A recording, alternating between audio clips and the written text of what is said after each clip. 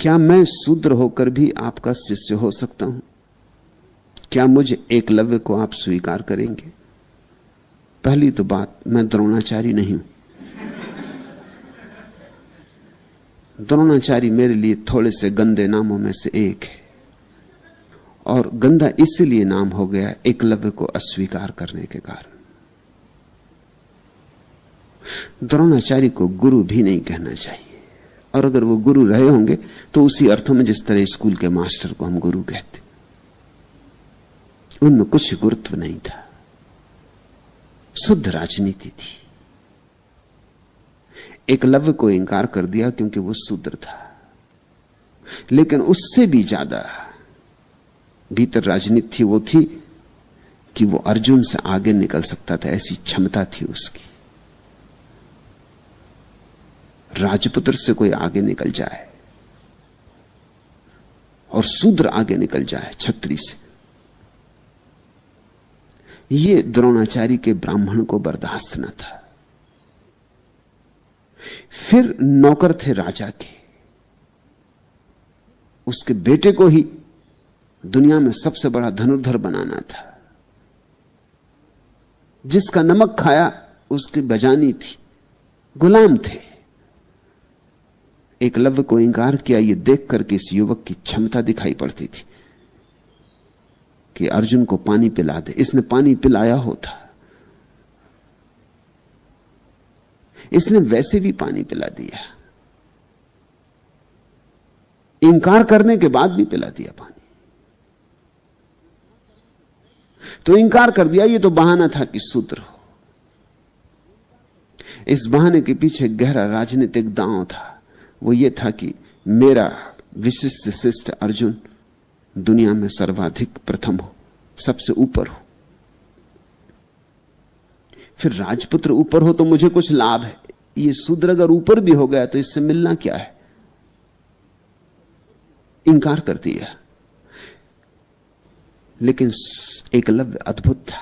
द्रोणाचार्य मेरे लिए गंदे नामों में से एक है, एकलव्य मुझे बहुत प्यारे नामों में से एक है। अपूर्व शिष्य था, शिष्य जैसे होने चाहिए। द्रोणाचार्य ऐसे गुरु जैसे गुरु नहीं होने चाहिए, एकलव्य ऐसा शिष्य जैसे शिष्य होने चाहिए। कोई फिक्र न की, मन में शिकायत भी न लाया। ये राजनीति दिखाई भी पड़ गई होगी, लेकिन जिसको गुरु स्वीकार कर लिया उसके संबंध में क्या शिकायत करनी? जाके मूर्ति बना ली जंगल में, मूर्ति के सामने ही कर लूंगा, जरा भी शिकायत नहीं है, क्रोध नहीं है। जिसको गुरु स्वीकार कर लिया, स्वीकार कर लिया। अगर गुरु अस्वीकार कर दे तो भी शिष्य कैसे अस्वीकार कर सकता है? शिष्य ने तो सोचा होगा शायद इसमें ही मेरा हित है, इसलिए उन्होंने अस्वीकार कर दिया। गुरु राजनीतिज्ञ था, शिष्य धार्मिक था। उसने सोचा मुझे इंकार किया तो जरूर मेरा हित ही होगा, इससे कुछ लाभ ही होने वाला होगा, नहीं तो वे क्यों इंकार करते? मूर्ति बना के मूर्ति की पूजा करने लगा और मूर्ति के सामने ही धनुर्विद्या का अभ्यास शुरू कर दिया। इतनी भावना हो, ऐसी आस्था, ऐसी श्रद्धा हो तो गुरु की जरूरत भी क्या है?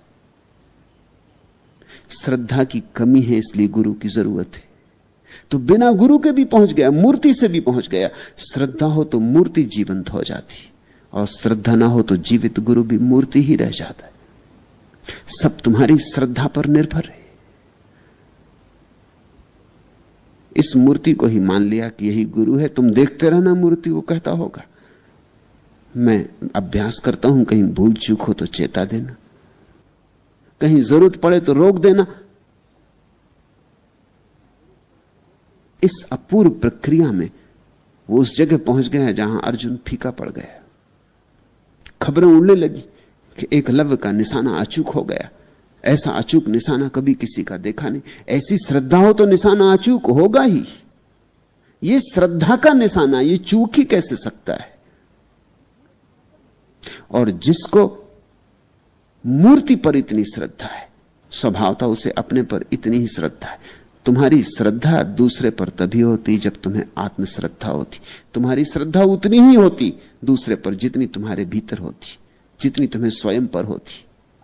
जिस आदमी को अपने पर श्रद्धा नहीं है उसको अपनी श्रद्धा पर भी कैसे श्रद्धा होगी? जिस आदमी को अपने पर श्रद्धा है वही अपनी श्रद्धा पर श्रद्धा कर सकेगा।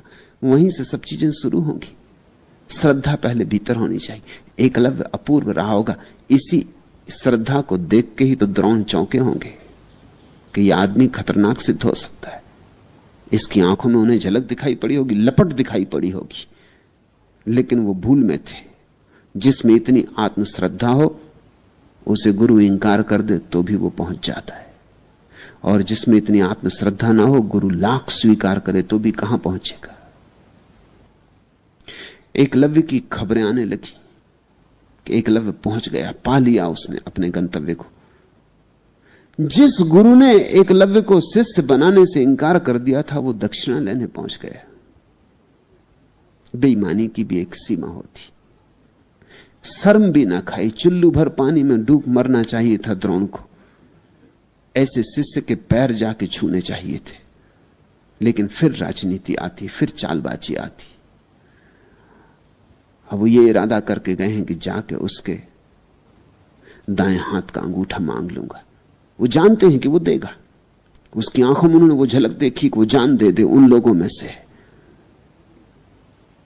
उसको शूद्र कहना तो बिल्कुल गलत है। वो अर्जुन से ज्यादा छत्री है। इंकार नहीं करेगा। अगर जो मांगूंगा, गर्दन मांगूंगा तो गर्दन दे देगा। क्योंकि खबरें आती थी कि उसने आपकी मूर्ति बना ली, मूर्ति के सामने अभ्यास करता है।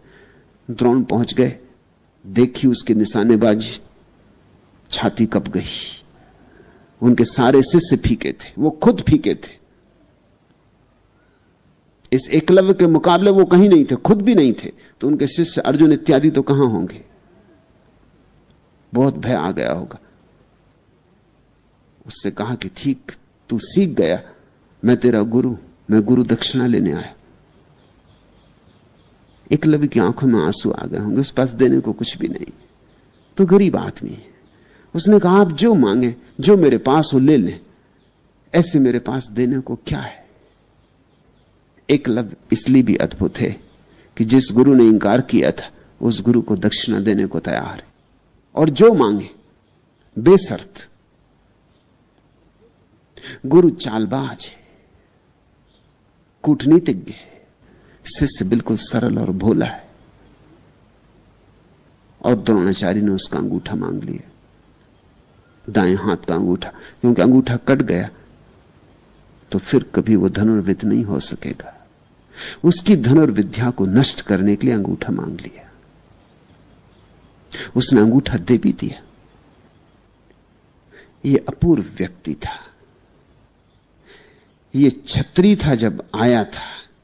शूद्र इसको मैं नहीं कह सकता। ये छत्री था जब आया था गुरु के पास, अंगूठा दे के ब्राह्मण हो गया। समर्पण अपूर्व है। जानता है कि अंगूठा गया कि मैंने जो वर्षों मेहनत करके धनुर्विद्या सीखी उस पर पानी फिर गया, लेकिन ये सवाल ही कहां है। ये सवाल ही नहीं उठा उसे। एक दफा भी संदेह नहीं उठा मन में कि ये तो बात जरा चालबाजी की हो गई। तो मैं द्रोण नहीं हूं, तुमसे कह दो।